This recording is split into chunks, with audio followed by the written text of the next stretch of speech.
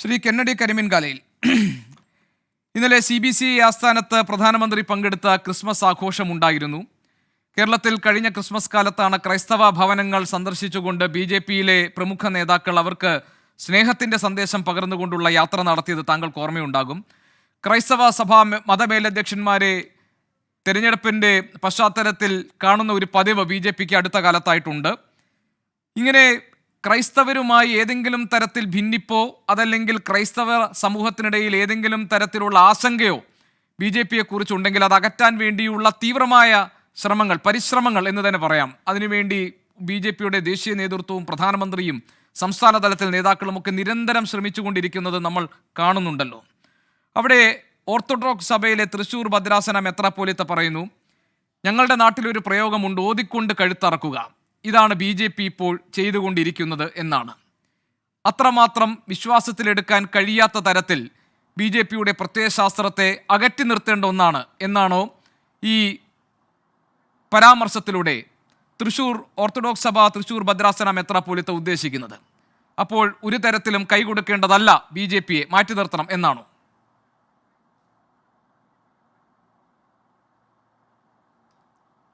ഗോപീഷൻ, ഞാൻ ആദ്യം തന്നെ ഓർത്തഡോക്സ് പിതാവിൻ്റെ ആ ഒരു പരാമർശത്തെ ഖണ്ഡിക്കട്ടെ. കാരണം അത് ഈ സന്ദർഭത്തിൽ തികച്ചും യോജിക്കുന്നതല്ല. ഓതിക്കൊണ്ട് കഴുത്തിറക്കുക എന്ന് പറയുന്നത് ഏത് സമുദായമാണ് ഓതുന്നതെന്നും ഓതിക്കൊണ്ട് കഴുത്തിറക്കുന്നതെന്നും നമുക്കറിയാം. അത് അവരുടെ ഒരു വിശ്വാസത്തിൻ്റെ ഭാഗമാണ്. ആ മൃഗത്തിന് വേദനിക്കരുത് എന്നെല്ലാം കരുതുക. അതുപോലെ തന്നെ ഞാൻ വിശ്വാസവുമായി ബന്ധപ്പെട്ട കാര്യമല്ല, നാട്ടിലൊരു പ്രയോഗമുണ്ട്, അതാണ് ഇവിടെ സംഭവിക്കുന്നത്. ഇരട്ടത്താപ്പ് BJPക്ക് ഉണ്ടെന്ന അർത്ഥത്തിൽ താങ്കൾ അതിനെ എടുത്താൽ മതി, ആ അർത്ഥത്തിൽ എടുത്താൽ മതി. ഞാനതിനെ വളരെ വ്യക്തമായി തന്നെ പറയുകയാണ്. അപ്പോൾ അവർ ആ അർത്ഥത്തിൽ ഈ സന്ദർഭത്തിലൂടെ അത് യോജിക്കുന്നതല്ല.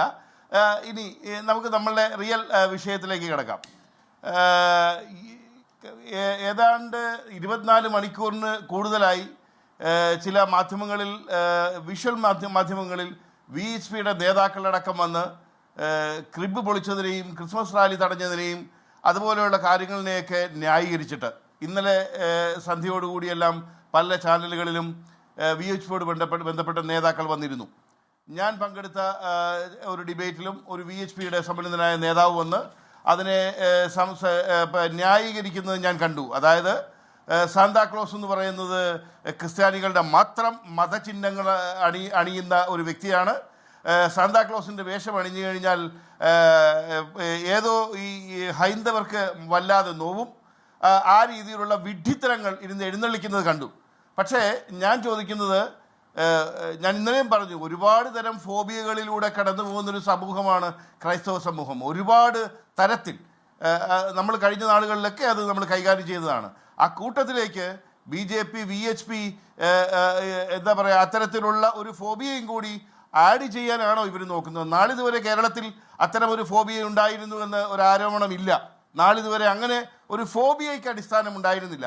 വർഷങ്ങൾക്ക് മുമ്പ് അവിടെയും ഇവിടെയും നിലയ്ക്കലോ അവിടെ ഇവിടെയൊക്കെ എന്തെങ്കിലും പറയാമെങ്കിലും കേരളത്തിലെ സംബന്ധിച്ചിടത്തോളം അങ്ങനെ ഒരു ഫോബിയ നിലനിന്നിരുന്നില്ല. പക്ഷേ ആ ഫോബിയയ്ക്ക് തുടക്കമിടുകയാണോ ഇവർ ഉദ്ദേശിക്കുന്നത്? അങ്ങനെയെങ്കിൽ വളരെ നല്ല കാര്യം. അടുത്തത് പള്ളി പൊളിക്കലിലേക്ക് കിടക്കാം. പക്ഷേ മനസ്സിൽ ഒന്ന് ഉദ്ദേശിച്ചുകൊണ്ടേ അത്തരം കാര്യങ്ങളിലേക്ക് പോകാവൂ. കേരളത്തിൽ അല്ലേലെ ഞാനും വീണ്ടും ഒരു എന്താ പറയുന്നത് ശ്രീ കെന്നഡി കരിമങ്കാല, ഞാൻ എൻ്റെ ചോദ്യം ഒന്നുകൂടി ആവർത്തിക്കാം. അതായത് ഈ BJP ഇപ്പോൾ ക്രൈസ്തവ സമൂഹത്തെ ഒപ്പം നിർത്താൻ നടത്തുന്ന ശ്രമങ്ങളിൽ അതൊരു ചതിക്കുഴിയാണെന്നോ അതല്ലെങ്കിൽ നമ്മളെ വോട്ടിന് വേണ്ടി ആകർഷിക്കാൻ ശ്രമിക്കുകയാണെന്നോ അവരെ വിശ്വാസത്തിലെടുക്കേണ്ട എന്നുമൊക്കെ പറയാനാണോ താങ്കൾ ഉദ്ദേശിക്കുന്നത്? അതല്ല ഈ പാലക്കാട്ടെ നടന്ന സംഭവത്തെ വേറെ തന്നെയായി കാണണമെന്നാണോ? ഞാൻ പറഞ്ഞല്ലോ, ഇന്നലെ മാധ്യമങ്ങളിലൊക്കെ സംസാരിച്ചപ്പോൾ തന്നെയും ഞാൻ സംസാരിച്ചിരുന്നത് ഈ ഒരു അർത്ഥത്തിൽ തന്നെയാണ്. അതായത് BJP അല്ലെങ്കിൽ തന്നെ കേരളത്തിൽ പച്ച പിടിച്ചിട്ടില്ല.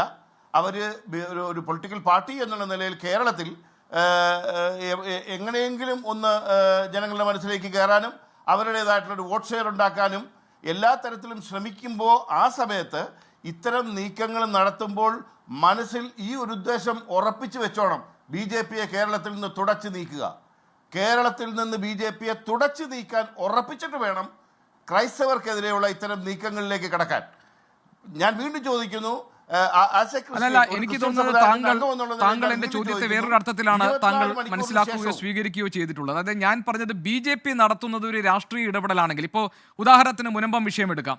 മുനമ്പം വിഷയത്തിൽ BJP നേതാക്കൾ അവകാശപ്പെടുന്നത് ഞങ്ങളാണ് മുനമ്പത്തെ പ്രശ്നത്തിൽ ആത്മാർത്ഥമായി ക്രൈസ്തവ സഹോദരങ്ങൾക്കൊപ്പം നിൽക്കാൻ തയ്യാറായി നിൽക്കുന്നത് എന്നതാണ്.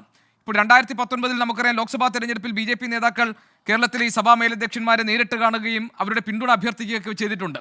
അപ്പോൾ പല സാഹചര്യങ്ങളിലും ക്രൈസ്തവർ ഉയർത്തിപ്പിടിക്കുന്ന ആശയങ്ങളെ അല്ലെങ്കിൽ അവരുടെ ആവശ്യങ്ങളെ ശരിയാവണ്ണം അതിനോടൊപ്പം നിൽക്കുന്നു എന്ന പ്രതീതി ഉണ്ടാക്കാൻ BJP ശ്രമിച്ചിട്ടുണ്ട്.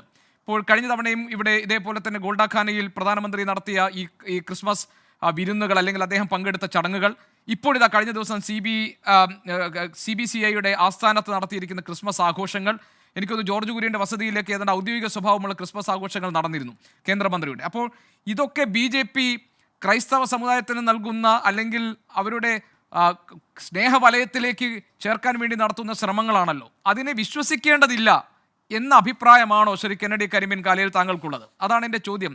My question is direct, specific. Gopeeshan, ഞാൻ അതിലേക്ക് വളരെ പർട്ടിക്കുലറായി ആ വിഷയത്തിലേക്ക് തന്നെയാണ് വരുന്നത്. നരേന്ദ്രമോദി ജോർജ് കുര്യൻ്റെ സഹമന്ത്രിയുടെ അവിടെ ക്രിസ്മസ് ആഘോഷം നടത്തിയത് മാത്രമല്ല, നമ്മൾ കണ്ടതാണ് വത്തിക്കാനിൽ കാർഡിനൽ കൂവക്കാടിൻ്റെ സ്ഥാനാരോഹണത്തോടനുബന്ധിച്ചിട്ട് ഒരു ഒഫീഷ്യൽ ഡെലിഗേഷനെ തന്നെ ഇന്ത്യ വത്തിക്കാനിലേക്ക് അയക്കുകയുണ്ടായി. നമ്മുടെ എത്രയോ പേർ അതിനകത്ത് പങ്കെടുക്കുകയും ചെയ്തു. അതൊക്കെ തീർച്ചയായിട്ടും ഒരു പ്രിവിലേജാണ്. ക്രിസ്ത്യൻ കമ്മ്യൂണിറ്റിയുമായി അടുക്കാനുള്ള എല്ലാ ശ്രമവും അവർ നടത്തുന്നു. എല്ലാ തരത്തിലും അത്തരം കാര്യങ്ങൾ അംഗീകരിക്കുമ്പോൾ ഇത്തരം കാര്യങ്ങൾ നടക്കുന്നു. ഇപ്പോൾ ഉദാഹരണത്തിൽ ഗോപി വിഷയം പറഞ്ഞു, മുനമ്പത്തെ വിഷയം പറഞ്ഞു. മുനമ്പത്തെ വിഷയത്തിൽ വ്യക്തമായി ഞാൻ എൻ്റെ അഭിപ്രായം പറഞ്ഞിട്ടുള്ളതാണ്.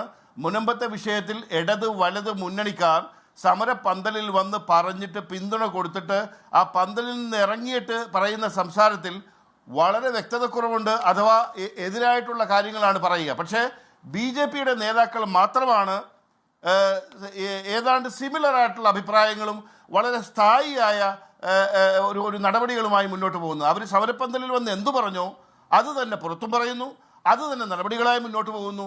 പക്ഷേ നമ്മൾ കാണുന്നുണ്ട് ഇടത് വലത് മുന്നണിയിൽ, പ്രത്യേകിച്ച് CPMൻ്റെയും BJPയുടെയും നേതാക്കൾ പ്രത്യേകിച്ച് സമരപ്പന്തലിൽ വന്ന് പറയുന്നതും ക്രൈസ്തവ പുരോഹിതരോട് സംസാരിക്കുന്നതും ക്രൈസ്തവ സമൂഹത്തോട് സംസാരിക്കുന്നതും ഞങ്ങൾ കൂടെയുണ്ട്, ഞങ്ങൾ നിങ്ങളുടെ കൂടെയുണ്ട് എന്ന് പറഞ്ഞ ശേഷം ഈ വിപത്തിനെ, ഈ വഖഫ് ബോർഡിൻ്റെ ഈ വഖഫ് ആക്ടിനെ മറികടക്കാനുള്ള ഒരു പരിശ്രമത്തിൽ സെൻട്രൽ ഗവൺമെൻറ് മുന്നോട്ട് പോകുമ്പോൾ അതിന് തടയിടാനും ക്രൈസ്തവ സമൂഹത്തിന് എതിരായുള്ള നിലപാടും പരസ്യമായി നിയമസഭയിൽ സ്വീകരിക്കുന്നത് കാണാതിരിക്കാനും മാത്രം വിഡ്ഢികളാണോ ക്രൈസ്തവർ? അതൊക്കെ മനസ്സിലാക്കുന്നുണ്ട്. ഞാൻ എന്തുകൊണ്ടാണ് VHPക്കെതിരെ സംസാരിച്ചതെന്ന് പറഞ്ഞാൽ ഞാൻ തുറന്നു പറയുന്നത്, ഞാൻ ചോദിച്ചത് BJPയുടെ ഈ ക്രൈസ്തവ സമുദായ സൗഹൃദ രാഷ്ട്രീയ നീക്കങ്ങളെ താങ്കൾ വിശ്വാസത്തിലെടുക്കുന്നുണ്ടോ ഇല്ലയോ?